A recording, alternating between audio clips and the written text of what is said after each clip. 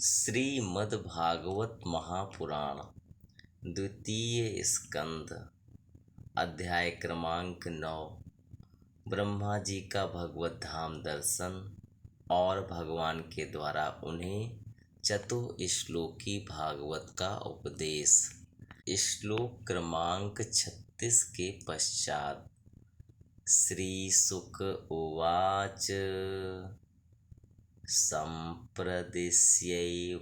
जनो जनानां परमेष्ठिनं पश्यतस्तस्य तद्रूपमात्मनो न्यरुणद्धरिः अन्तर्हितेन्द्रियार्थाय हरये विहिताञ्जलिः सर्वभूतमयो विश्वं ससर्जेदं सपूर्ववत् प्रजापतिर्धर्मपतिरेकदा नियमान् यमान् भद्रं प्रजानामन् विच्छन्नातिष्ठत् स्वार्थकाम्यया तं नारदः प्रियतमो रिक्थादानामनुव्रतः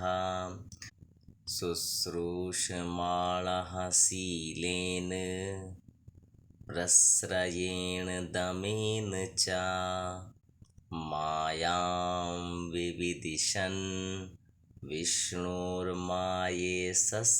महामुनिः महाभागवतो राजन् पितरं पर्यतोषयत् तुष्टं निशाम्य पितरं लोकानां प्रपितामहं देवर्षिः परिपप्रच्छ भवान् यन्मानुप्रच्छति तस्मा इदं भागवतं पुराणं दशलक्षणं प्रोक्तं भगवता प्राह प्रीतः पुत्राय भूतकृत् नारदः प्राह मुनये सरस्वत्यास्तटे नृपः ध्यायते ब्रह्म परमं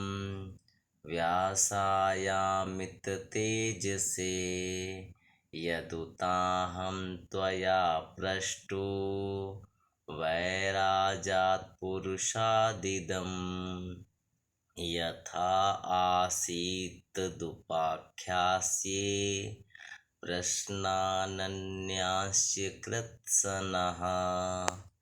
श्री सुखदेव जी कहते हैं, लोक पितामह ब्रह्मा जी को इस प्रकार उपदेश देकर अजन्मा भगवान ने देखते ही देखते अपने उस रूप को छिपा लिया। जब सर्वभूत स्वरूप ब्रह्मा जी ने देखा कि भगवान ने अपने इंद्रिय गोचर स्वरूप को हमारे नेत्रों के सामने से हटा लिया है, तब उन्होंने अंजलि बांधकर उन्हें प्रणाम किया और पहले कल्प में जैसी सृष्टि थी उसी रूप में इस विश्व की रचना की। एक बार धर्मपति प्रजापति ब्रह्मा जी ने सारी जनता का कल्याण हो अपने इस स्वार्थ की पूर्ति के लिए विधि पूर्वक यम नियमों को धारण किया। उस समय उनके पुत्रों में सबसे अधिक प्रिय परम भक्त देवर्षि नारद जी ने मायापति भगवान की माया का तत्व जानने की इच्छा से बड़े संयम, विनय और सौम्यता से अनुगत होकर उनकी सेवा की और उन्होंने सेवा से ब्रह्मा जी को बहुत ही संतुष्ट कर लिया। परीक्षित, जब देवर्षि नारद ने देखा कि मेरे लोक पितामह पिताजी मुझ पर प्रसन्न हैं, तब उन्होंने उनसे यही प्रश्न किया जो तुम मुझसे कर रहे हो। उनके प्रश्न से ब्रह्मा जी और भी प्रसन्न हुए। फिर उन्होंने यह 10 लक्षण वाला भागवत पुराण अपने पुत्र नारद को सुनाया, जिसका स्वयं भगवान ने उन्हें उपदेश किया था। परीक्षित, जिस समय मेरे परम तेजस्वी पिता सरस्वती के तट पर बैठकर परमात्मा के ध्यान में मग्न थे, उस समय देवर्षि नारद जी ने वही भागवत उन्हें सुनाया था।